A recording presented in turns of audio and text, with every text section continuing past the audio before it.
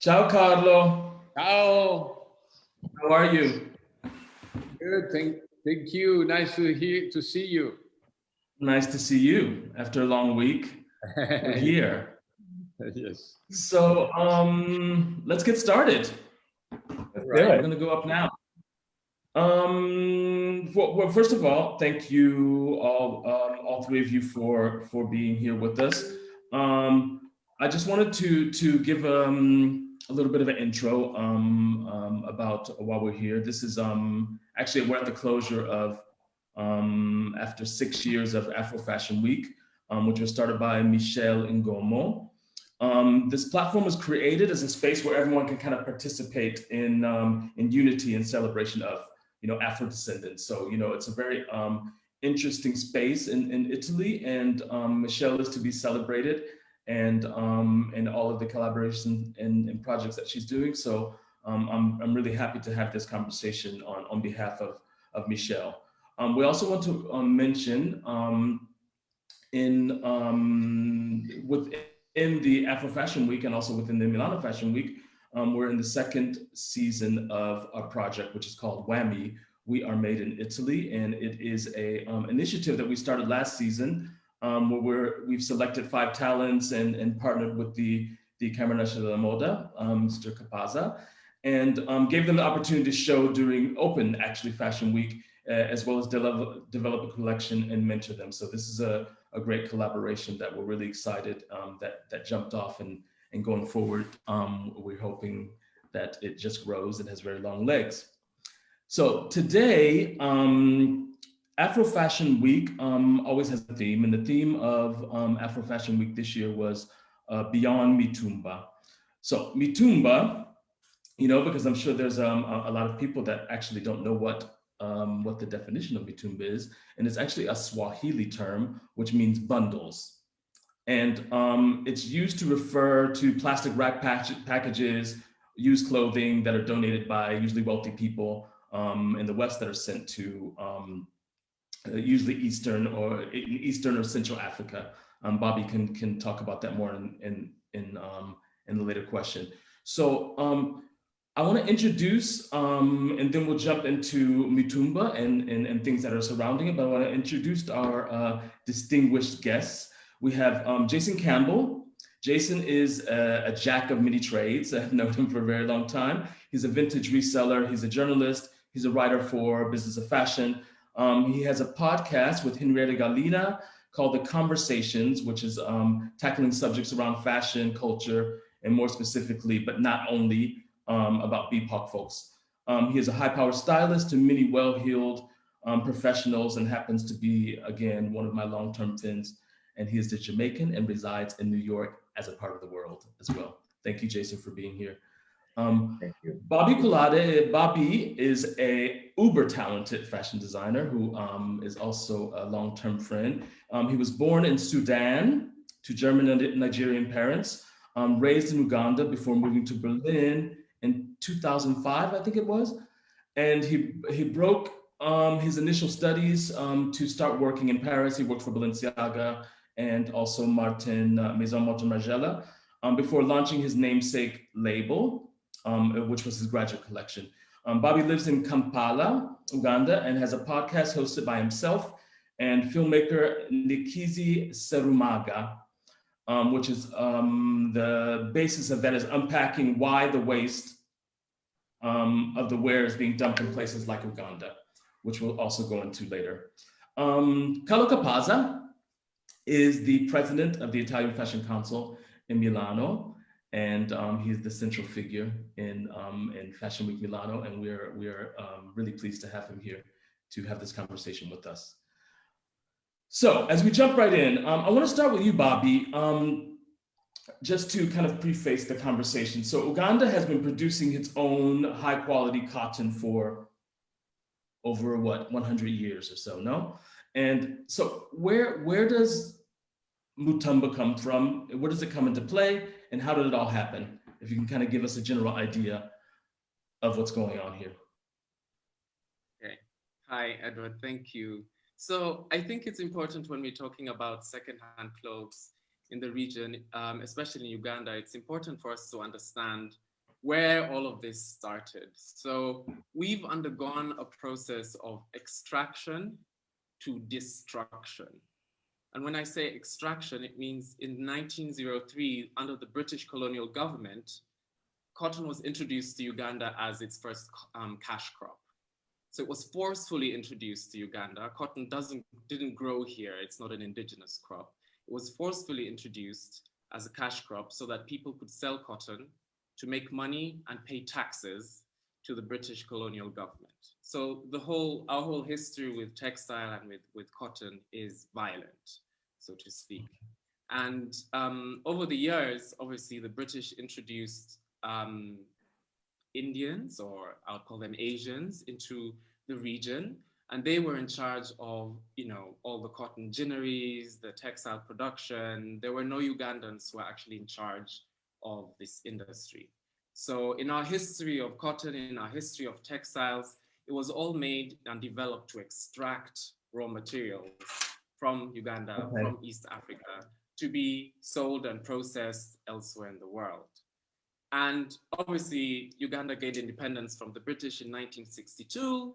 And from then onwards, things went, as they go. In most African countries that have experienced colonialism and independence, there's a struggle for power. And our industry collapsed in 1972. Mm-hmm. And following that period, we've never really been able to build up our local textile industry because secondhand clothes were introduced to the economy. So we have been trying to rebuild the industry, but because secondhand clothes are so cheap, and because we are being basically destroyed by these donations coming in from the global north. By the way, I want to avoid saying the word donation because actually it's an investment. People are investing in their own countries in the global north. They're not donating anything to us. The truth is we're buying these things. So long story short, secondhand clothes were introduced into our economy. The Uganda government is purchasing, you're saying? The Uganda government is purchasing. The Ugandans are purchasing. Nobody's donating clothes to us. People are donating clothes to charities in the global north, but they should really disassociate themselves from the idea that they're donating clothes to us because we're buying them, at the end of the day. So during this whole research process for Vintage of Violence for the podcast, we realized that it isn't a charity anymore. What's going on is a massive industry. So clothes are being overconsumed at a really fast pace in the global north, and they're being donated to charities. I'd say that people are investing in their own companies in the global north, and these clothes are sent to us in the global south, in countries like Uganda, and they're so cheap that people like myself, designers like myself, are unable to make clothes that will compete against those clothes.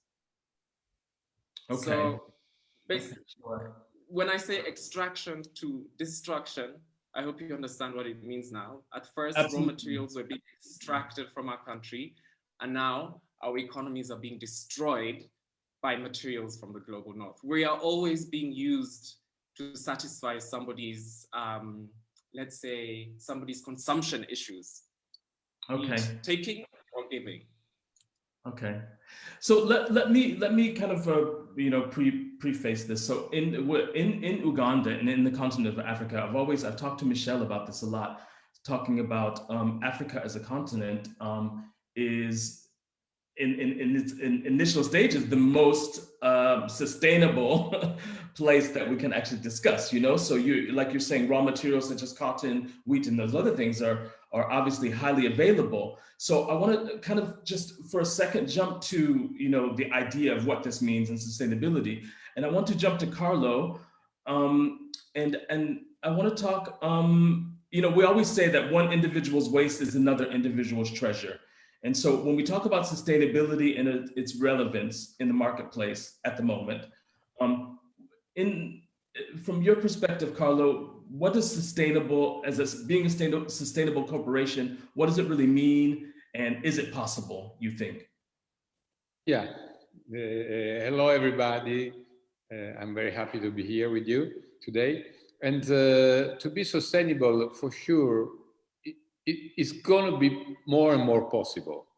100% sustainable doesn't, I don't think is a true, because we can never be 100% sustainable whenever we walk, whenever we do anything in our day, in our life.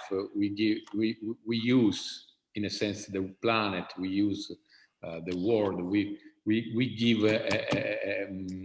We leave something, and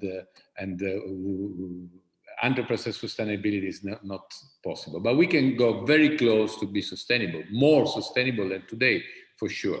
For a company means to be sustainable in 3 areas, basically. The first one is environmental. And this is how we deal with our planet, how we deal with our emission, with the chemical, with the use of water, with all that has to do with the recycling. So all what has to do with the environmental. And this is a big story, and we are working on that, trying to find some rules, because what is the problem today is to find some common rules that define what is exactly more or less sustainable. The second point is social. So ES, social. Social means sustainable, the people that work, the worker. We have to respect the worker, the diversity, the salaries, and all what is related to the people that they work in fashion. And the third letter is G, governance. The governance of a company must be sustainable as well. Must be ethical, where the money comes from, where they go, how is constitute the organization, what are the purpose of this organization, the profit, and all of that. So basically is ESG. And to define the ESG rules, actually, we are working now, Camera della Moda, with the United Nations to try to define those rules. Because if we don't define the rules, it's very difficult for any of the consumer to understand when a brand is sustainable or how sustainable is a brand. So transparency built about some precise rule. This is the way to go on sustainability. But before that, there is for me something else, and this is in the philosophy. And the philosophy must be about something that will be used for long time. I think that the opposite of sustainability is use and throw. When we talk about using and throwing, like fast fashion rules, for example, is the opposite of sustainability, because it means destroying the value. We have to try to make a value out of individual waste. We have to try to give value to what we think is waste, but it's not waste. It's something we can reuse, we can recycle, we can rethink. And by doing this, we have to always respect people. What Bobby said before is very true. If we do all this, but it then is affecting people for bad or country for bad, we are not sustainable. Okay, great. You mentioned fast fashion, and I want to maybe jump just for a second there, and then I want to get to you, Jason. Bobby, do you feel that mass market companies can be sustainable? You know that H&M and Zara, they all have sustainable collections. Most corporations are developing within their within the marketplace and also within the corporations sustainable collections. Is it possible? Nah, it's not possible, Edward. That's all greenwashing. I mean, unless it's not going to be possible until I stop finding clothes by all of those brands here in Uganda, right? All those brands you mentioned, they're all over the place, right? Like you open a bale of secondhand clothes and it's full of them. It's literally full of them. Until that stops, until they find ways of dealing with their overproduction and overconsumption there in their countries where their head offices are, where the CEOs are sitting, not in places where they can exploit people in Southeast Asia or in places where they can dispose of clothes on the African continent. Until that happens, I don't really believe in any of their conscious lines. That's all greenwashing. It's rude, it's unacceptable, it's an environmental disaster. So you're thinking the majority of mass market corporations are are faking it. No, I mean, what's the goal? Why do these companies exist? These companies exist to grow. So year upon year upon year of growth. The only way you can grow at that rate, and the only way you can satisfy so many shareholders and pay CEOs huge bonuses, is if you're exploiting people. You know, if t-shirts can cost €6 or €3, €2 sometimes, exploitation is taking place. And you know, I think we need to understand, what does sustainability mean, right? It's not just about the planet. If you know, as Carlo, you were saying, if you're exploiting a human being, which these companies are doing on a mass scale, then you're not sustainable. It doesn't matter if you're using organic cotton, you know, if you're using natural fibers. As long as you're exploiting people, you're not sustainable. And we all know that that's what they do. Great. Jason, what has always interested me about you is that vintage clothing and vintage shopping has always been a part of your work across the board, whether it be the shows that you do, whether it be the clients that you work with. I want to know, you know, since recycling one's wardrobe seems to be a big conversation, you know, there's a lot of actually, during Milano Fashion Week, there were several companies like Morphine that are proposing collections that are actually based on upcycling or recycling within the marketplace. How flexible and open are consumers, whether they be wealthy or just consumers in general, to the idea of vintage? And where do you see the future moving going forward? Well, Edward, by all accounts, I'm certainly on the front lines of selling vintage, actively looking at that marketplace, at the vintage marketplace, seeing how things are percolating.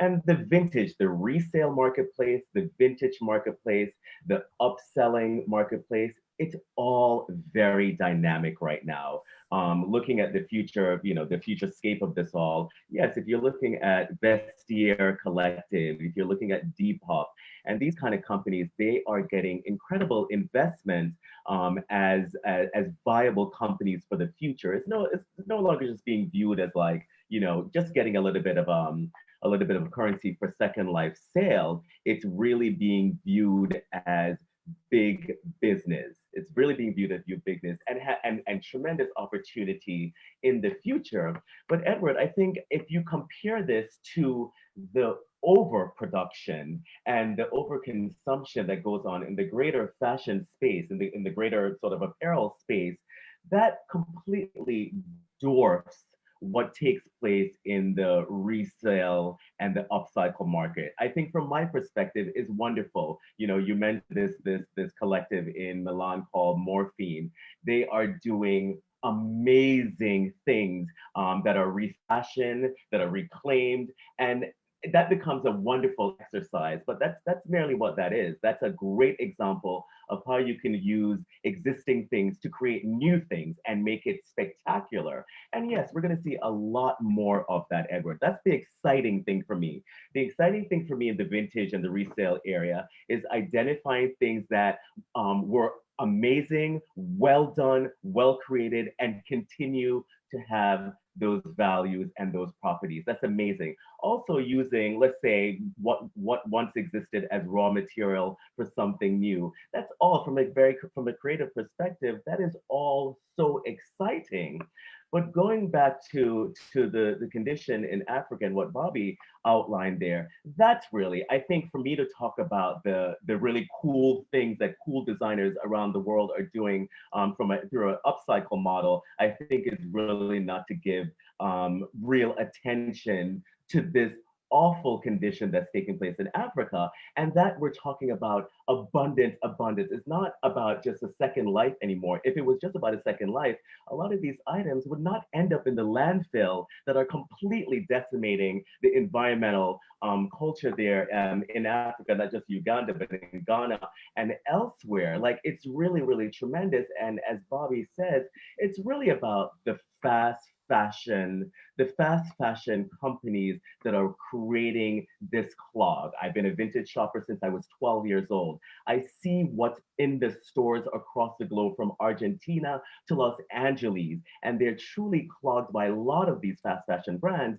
And unless we're going to confront this surplus and this production, this overproduction at that level, we're not really, really confronting the issue of surplus clothing. That's really what the problem is. As I said, I think it's really exciting that we can do new things with old merchandise, but that's not the future of this. The future of this is really staving off all of this overproduction. So from Ennio, for example, you're at the crux of, and you know, all these fast fashion companies do not exist in Italy for sure, but you're at the crux of that big business model.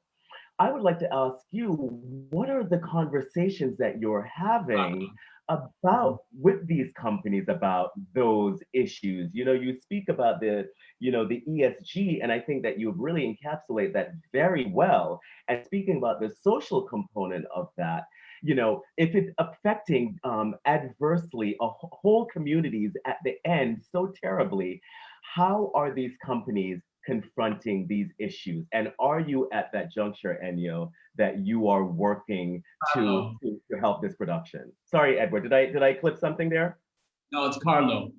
Oh, it's Carlo. Carlo, I'm sorry. I'm sorry, Carlo. Oh, Edward knows that I butcher names, so excuse me. My apologies. No, Ennio is my brother. His brother.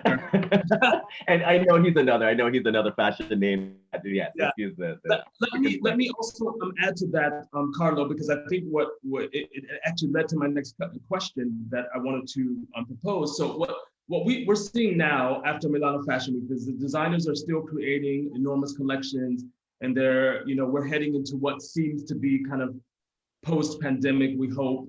We're still doing, pre-fall, post-fall, main collection, all of these collections. The conversation prior to when the pandemic started was that things were going to change. There was a conversation about change and observing what we were doing in the market and conserve. Adding to what Jason said, how important is that, Carlo? And do you think that is actually on the tips of where corporations are today in developing collections moving forward? Like, where are all these things going? Are they really concerned about this? Yes, I think Jason said something important when he talks about overproduction. I mean, he said many things important, but I totally agree about overproduction. We face a problem. The problem is not how many collections you show, because you could even show one collection a month if those collections, they're going to the market, for example, in limited edition. So you're not creating a huge overproduction. The overproduction stories start with the fast fashion, because the fast fashion works in a different way. They produce before they sell. Then they try in 10 store, whatever, they try to see if that stuff is selling. If it doesn't perform for a few days, they take it over all production of that stuff because it doesn't work on floor. And this means that 30% of the production of fast fashion is not even beating the floor. It's going directly to big garbage. This is a big, huge problem. This does not happen in luxury goods or in high quality stuff, because it's happened for some time, but less and less, because finally they're trying to find also through through digital, trying to reach more the final customer and try to work more on limited edition. I don't think that we are still perfect on that, but it's much better because the production now is working much more for limited edition. There is much more this idea, I buy something until it's finished and then I cannot buy anymore. And this is actually good to work by limited edition.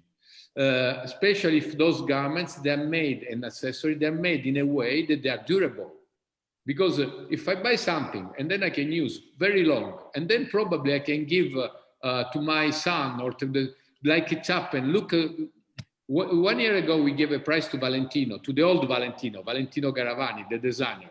Why? Because his garments, if they are in a wardrobe, they are in a wardrobe since grandmother passed it to the daughter or to the grandchild. Otherwise, they are in a museum, or the third option is that they are in a vintage store and they cost more than at the beginning, and the people, they want to buy more. This is a good idea of what should be high-level fashion. Also, because we have to face another point, that is the scarcity of raw material. As more we enlarge the population that want to buy fashion, as more we have a scarcity of raw material. Bobby said about the cotton, but we have the problem: cotton, wool, silk, cashmere is limited. The planet cannot produce more than a certain amount. So what will be the future? The future is to buy less, better, good quality.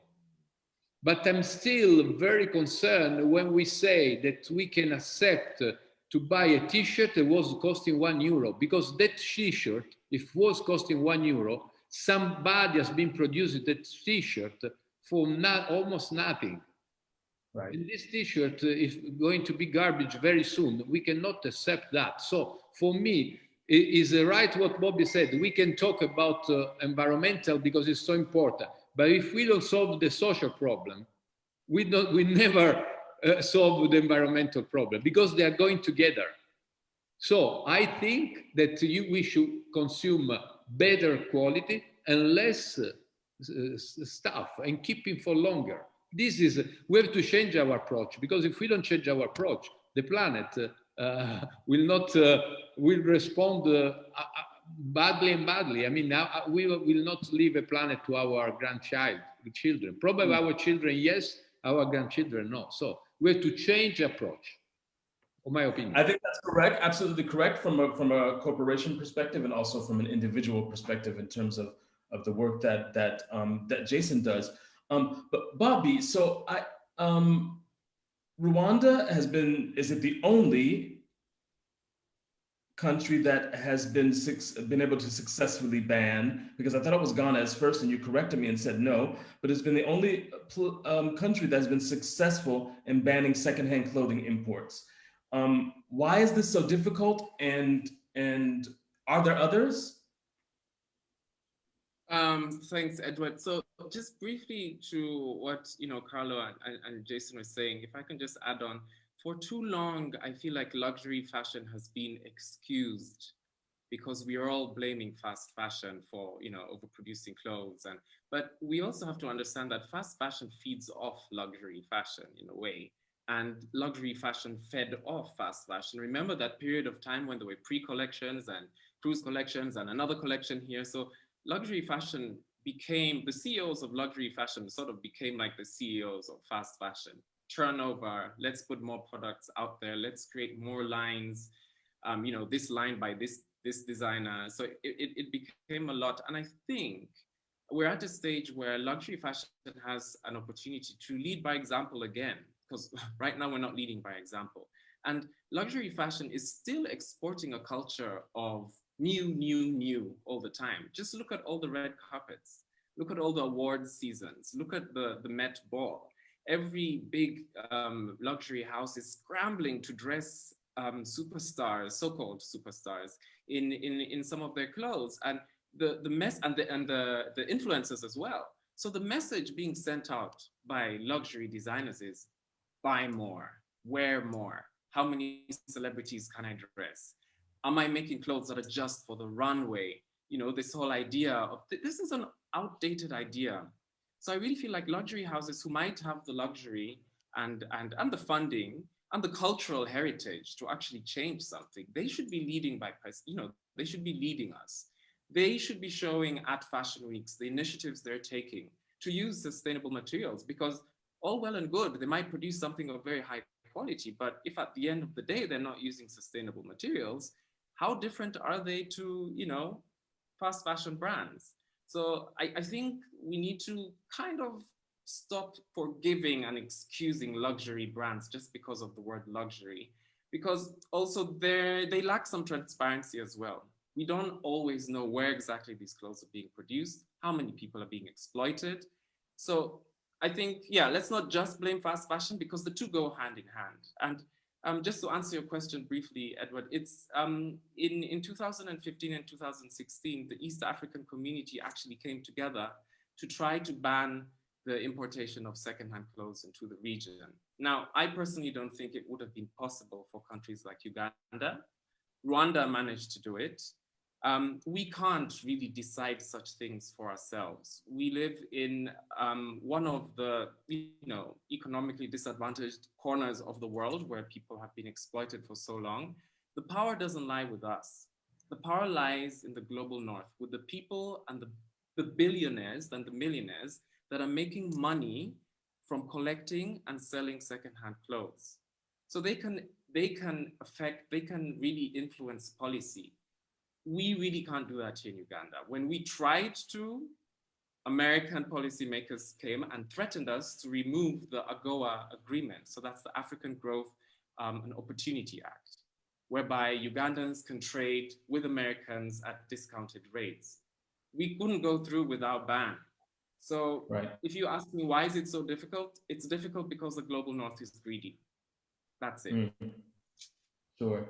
And the when we say vintage clothing, we put within the vintage clothing, which means discarded clothing, also overstocking of fast fashion clothing. So that's all considered vintage as well. That's being sent to these mounds and piles of stock of everything that arrives. Correct?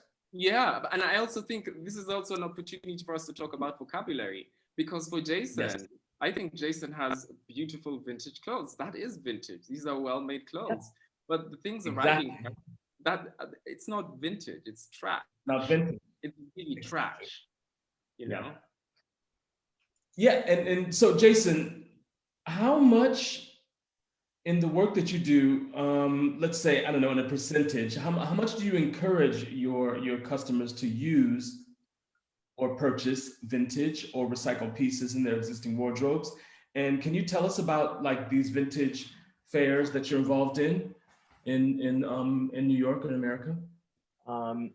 Well, as I was saying before, Edward, vintage is hot. You know, vintage sustainability is quite the buzzword, and in my well-heeled, rich sort of community, those people that I service, yeah, they're also acutely interested in being conscientious consumers.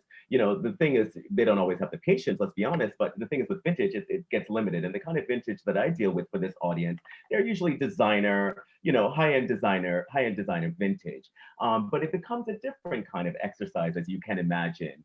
Historically, vintage has been sized accordingly. It's not vintage doesn't necessarily, it's not size inclusive, let's say. So there's a lot of limitations with vintage. Vintage is oftentimes one of a kind. And so there's so many in as attractive as it is for my audience right now, it is still very limited. And while from this vantage, it has great marketing value. It has, broadcasting this, saying that well-heeled celebrities and socialites and so forth are acutely interested in procuring vintage. Definitely, that helps the conversation. But I do not think that, and we want to be careful that it doesn't distract the conversation from this more, abusive, polluting situation over there of being fast fashion. So yeah, there's also that, the possibility of that happening where we can distract, like, oh my God, people are buying vintage.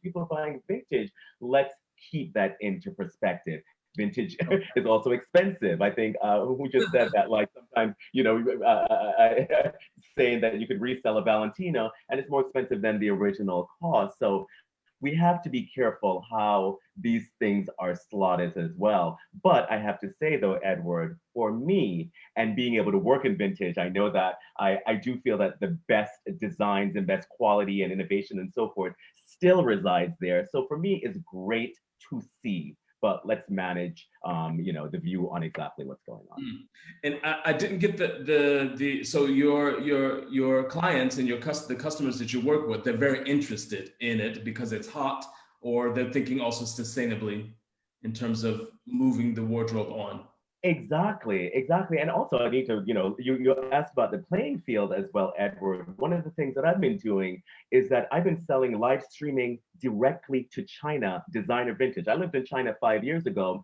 That was never a part. Vintage of any designer otherwise was never a part of their language before. But now they have really up their education very quickly and selling designer vintage to them. And I have to say that has been a great source of education because I sell designer vintage to very like working to just like a working audience of women there who have disposable income, who wants designer pieces that is not designer pieces that they're going to get at their local designer brands. And so that is interesting as well. I do their fairs that are actively percolating around the world. I do one called the name slips me in the moment, but it is one of the best vintage, a current affair. That's the name, a current affair. And there are a host of vintage shows that are going on around the world right now because it's a very attractive lane. And that's positive. I don't want to diminish its value. It's definitely a positive move. It should be managed. Sure. So going from vintage to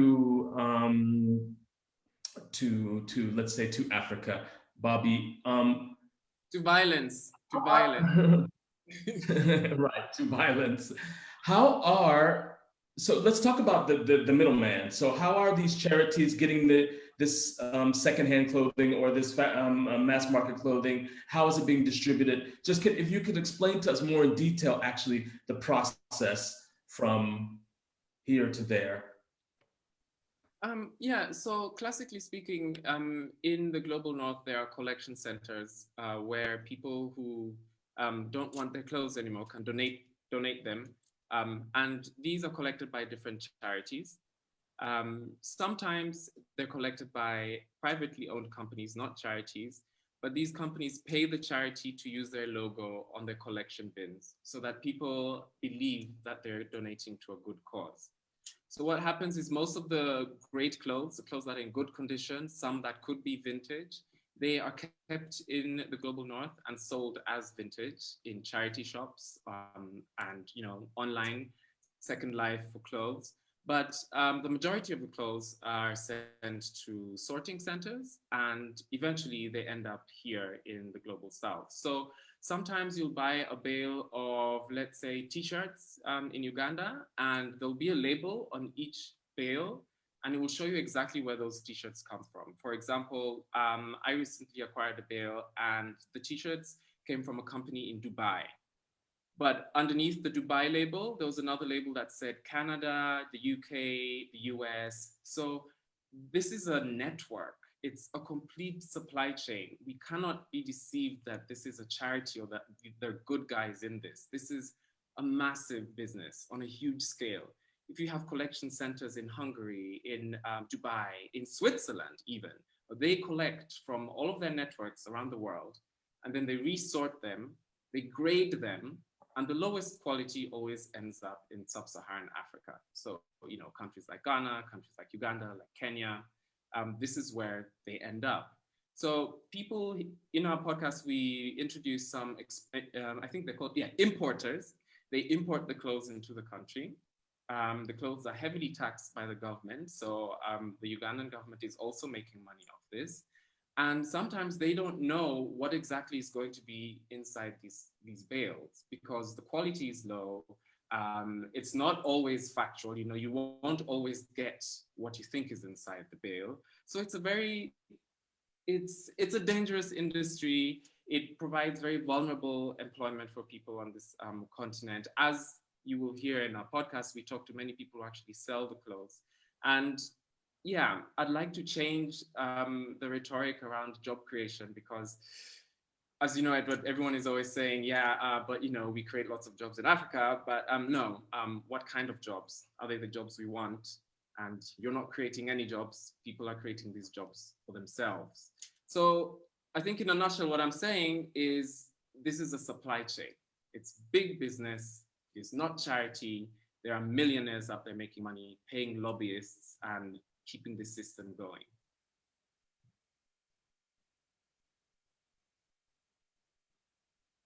Edward.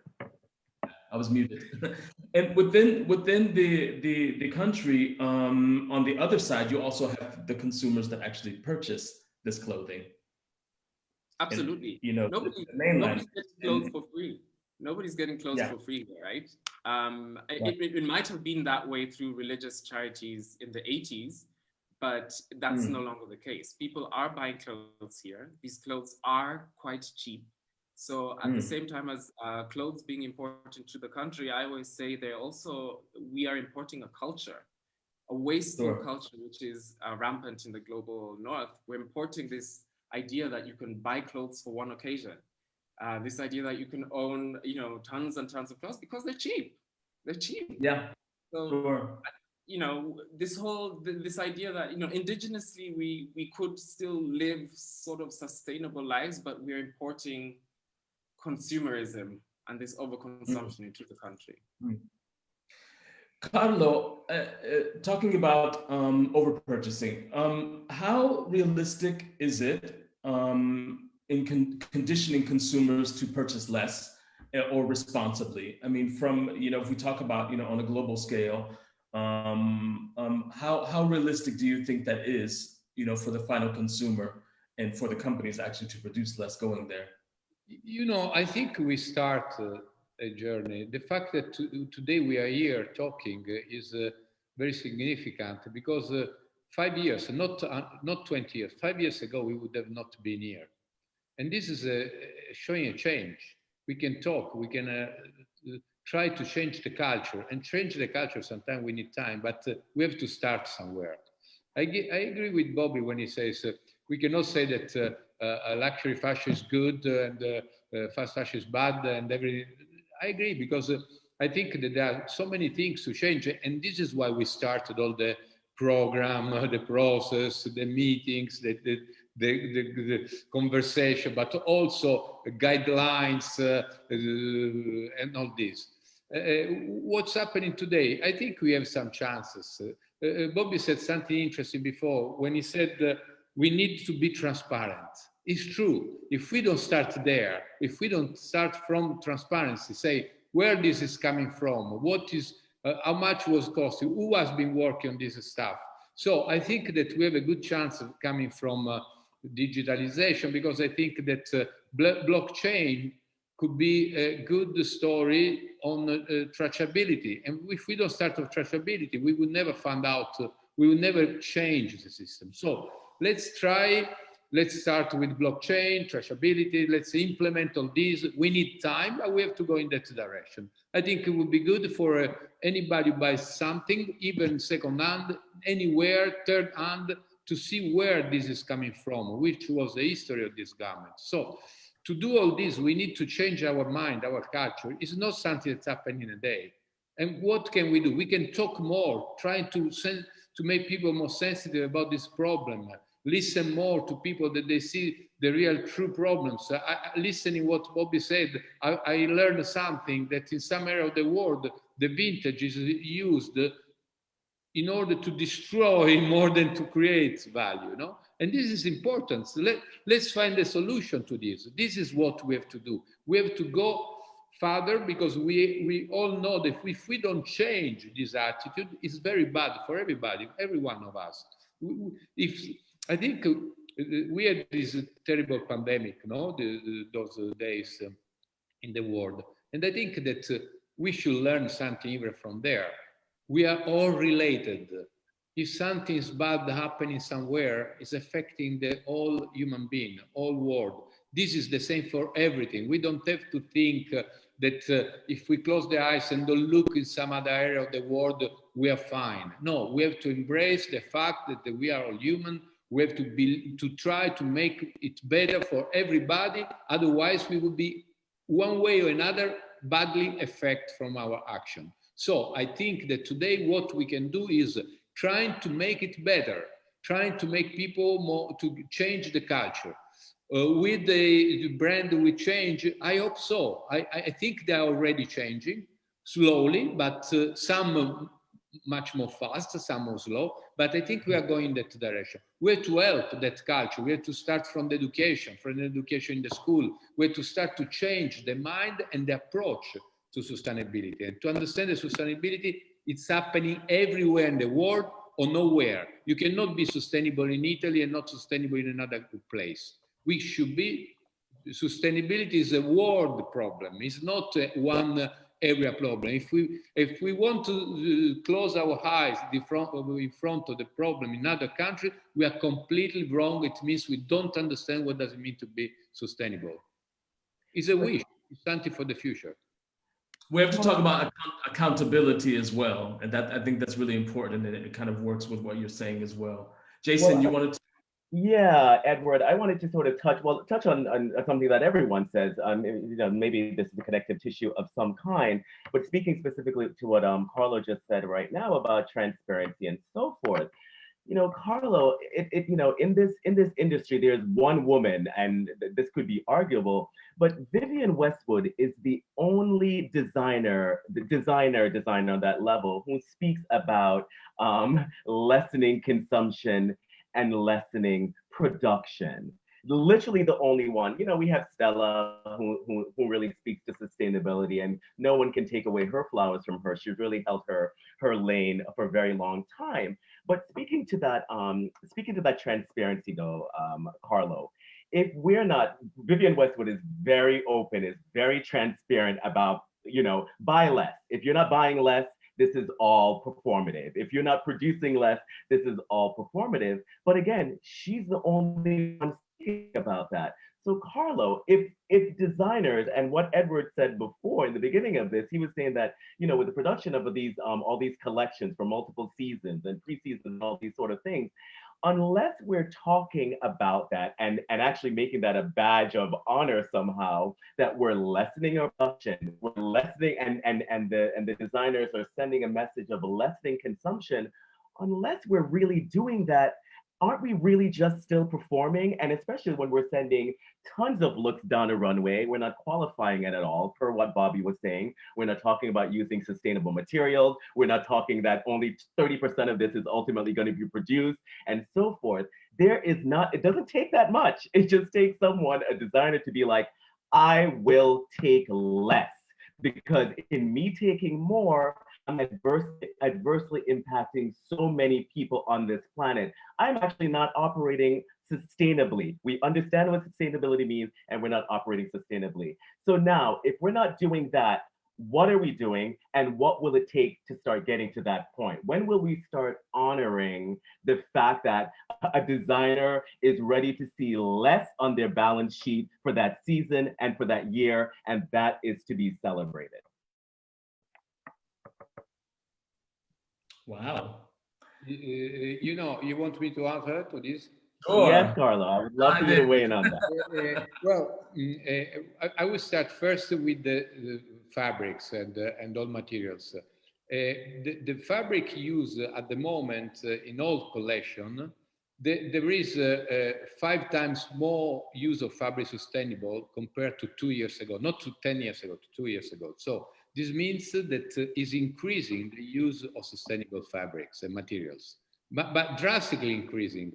There is actually the opposite problem. So some fabric suppliers that they are not producing in a sustainable way, they are complaining because they said we will be out of the market very soon because all the people that want to buy from those suppliers that they guarantee certain sustainability and traceability more. So this process started. This doesn't mean that all fabrics are sustainable, but much more than the past. So we have to see where are we, and we know that we are not at the end of the journey. Otherwise, we would be here all happy. We would not even talk about this. We know that we are probably 1/3, 1/10 of the journey, but we started the journey. This is more important for me.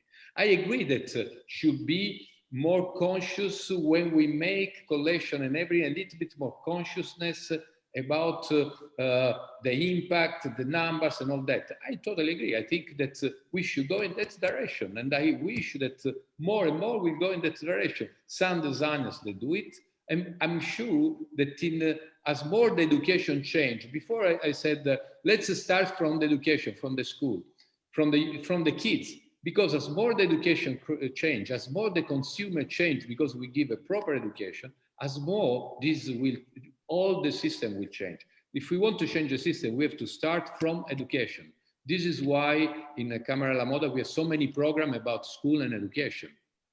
I ask a program for the kids from 10 to 13 to teach them what does it mean to be sustainable. Because if we don't start there, we will never succeed. So let's start in that way, in a deep way. There is much to change. We have to change. But if we don't change the culture of the consumers also, not also only of the producer, we will never succeed. Super.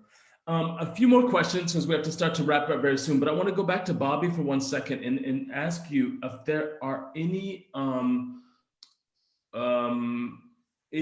companies or donation centers that you would suggest that operate in a let's say a sustainable and correct way.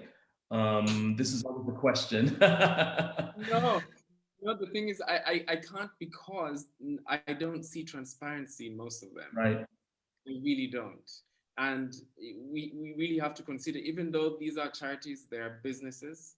They have CEOs that need to drive big cars. They need to pay rents in big cities. I don't know a single one. I don't know a single one. And at the end of the day, you know, even if their collection services are honorable in some way or other, at the end of the day, when things get transferred from one country to another to collection centers, transparency goes missing, and you know, I wouldn't know. I wouldn't know. The companies, the bales I see here in Uganda, when I see the logos of these companies, I don't know any of these companies. I don't know who these people are collecting. There are many companies, no? Yeah, there are many. There are many companies. Yes, it's a huge business. Huge. Sure. Okay. Jason, real quick. Sorry, Edward. I think that the question should also be, in all the other business, forget fashion for 1 second. Do you see any company who is going in that direction? Or that you could judge that is good in that direction? This would be a good question, because in my opinion, the problem is not, we are discussing fashion today, but in true, we should discuss about our system today in the world, in every industry. Sure, when we talk about global trade in any way, it's a big picture. You know, that's a great question. Does anyone have anything on there? There's definitely a conversation there, but yeah, I like Patagonia. Patagonia is a good brand. You know, they encourage people to return and to repair, and they're buying rainforests. Patagonia. No? Great. That's true. Excellent example. Excellent. They're a big example. You know, why doesn't Adidas do the same? Buy rainforests. Invest in recycling plants in Ghana. Come to Uganda. Exactly. Invest in upcycling factories here. Come. But Bobby, what? Go ahead, Edward. Sorry. No. Go ahead, Edward. No, I was just going to ask Bobby. I know in this forum, you know, Bobby, this is a subject that I'm versed in. But in this forum, I want to ask you, beyond the discussion, are there any efforts to correct this devastating problem in your region? It's a tough question. The problem is, obviously, there's smaller initiatives like, you know, designers who are upcycling,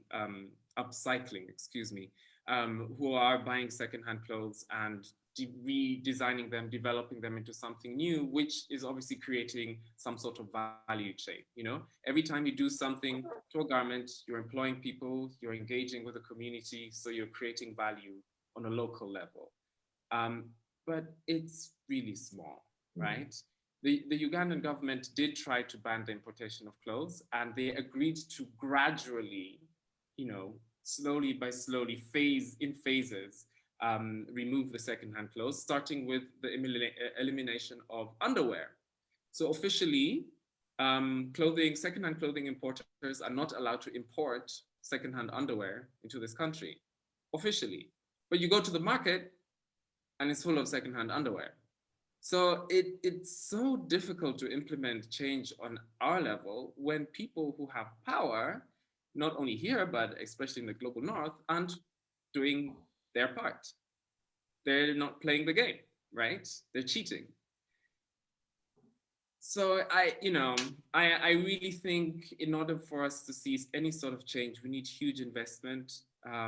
We need upcycling, we need recycling, and we really need to invest in our cotton industry. We need to be able, as Ugandans, to produce for our own region using our raw materials. And that's a great point, because my final conversation or question for everyone was what do we see as hope for the future in terms of optimism? And what you said, Bobby, I think is a great example of that. Do you have anything to add to that, Carlo? What might be something? No, for me, it's what I said, transparency for sure. And I hope that we can implement blockchain for that, and education. For me, if we don't start from education, we start nowhere. We cannot change the mind of people where they are too much established in some way of thinking, but we can try to change the vision of new generation that is much more sensitive about the needs of the planet, the needs of the people, and to think to a better future. So I believe very much in education. I think this is a strong key, and transparency. Jason? Well, Edward, I have to say that I am really encouraged by what I see the young people doing in my lane. I mentioned like a platform like Dbop before, and I don't know if you know how active a platform, a resale platform like that is.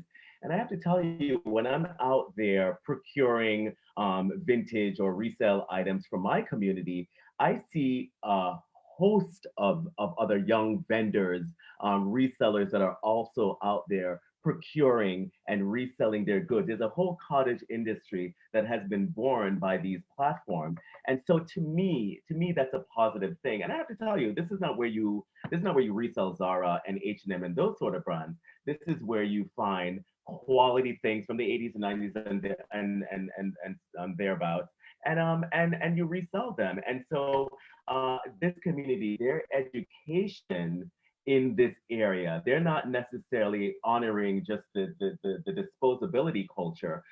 They're really about honoring those items that still have a life, and they re-energize them. And it's happening a lot more. It's happening a lot more than maybe publicized out there. There's a very, very active young community of people who are reselling and very interested in vintage. And of course, wrapped up in the sustainability conversation is very important to them to procure things from companies that stand for something. So that has been encouraging to me, putting a positive punctuation onto this.